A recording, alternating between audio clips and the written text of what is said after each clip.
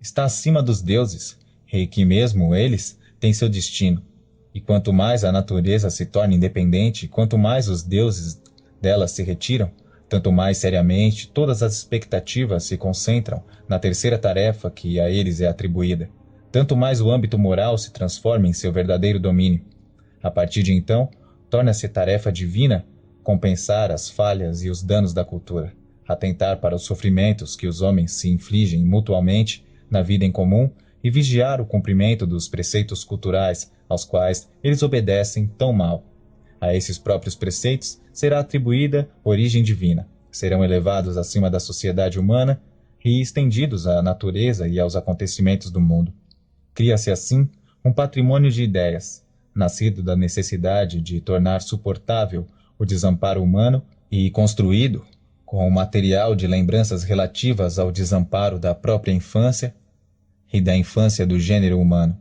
É claramente reconhecível que esse patrimônio protege os homens em dois sentidos: dos perigos da natureza e do destino, e dos danos causados pela própria sociedade humana. Exposto coerentemente, esse patrimônio diz: a vida neste mundo serve a um fim mais elevado, que é verdade, não é fácil de adivinhar, mas que certamente significa um aperfeiçoamento do ser humano. É provável que o aspecto espiritual do homem, a alma que no decorrer das épocas se separou tão lenta e relutantemente do corpo, deva ser o objeto dessa elevação e ascensão. Tudo o que acontece neste mundo é a realização dos propósitos de uma inteligência superior que, mesmo por caminhos e descaminhos difíceis de entender, acaba por guiar tudo para o bem, ou seja, para a nossa satisfação. Acima de cada um de nós vela uma providência bondosa, apenas aparentemente severa, que não permite que nos tornemos o joguete de forças naturais poderosas e implacáveis. A própria morte não é uma aniquilação, um retorno ao inanimado inorgânico, mas o começo de uma nova espécie de existência, situada no caminho do desenvolvimento rumo a algo superior, e voltadas, no outro sentido, as mesmas leis morais que instituíram nossas culturas também dominaram todos os acontecimentos do mundo.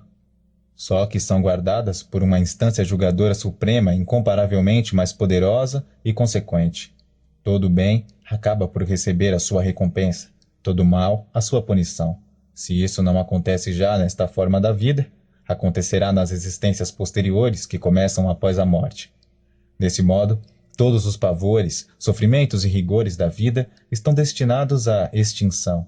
A vida após a morte, que continua a nossa vida terrena, assim como a parte invisível do espectro se une à visível, traz toda a completude de que talvez tenhamos sentido falta aqui. E a sabedoria superior que dirige essa evolução, a infinita bondade que nela se expressa, a justiça que nela é levada a cabo, tais são as qualidades dos seres divinos que também nos criaram e criaram a totalidade do mundo. Ou antes, do único ser divino no qual, em nossa cultura, se condensaram todos os deuses das épocas passadas. O primeiro povo a obter essa concentração de qualidades divinas não ficou pouco orgulhoso desse avanço. Ele deixou à mostra o núcleo paterno que desde sempre estava oculto atrás de cada figura divina. No fundo, foi um retorno aos inícios históricos da noção de Deus. Agora que Deus era um só, as relações com ele puderam recobrar a efusão e a intensidade das relações infantis com o Pai. Contudo, quando se fez tanto pelo Pai, também se queria ser recompensado, ser pelo menos o único filho amado, o povo eleito. Muito mais tarde, os piedosos Estados Unidos pretendem ser o próprio país de Deus. E quanto a uma das formas dos homens venerarem a divindade, isso também é acertado. As ideias religiosas, que acabamos de resumir, passaram obviamente por uma longa evolução. Elas foram conservadas por culturas diversas em fases diversas. Escolhi apenas uma dessas fases de desenvolvimento que corresponde aproximadamente à forma final em nossa cultura branca e cristã de hoje.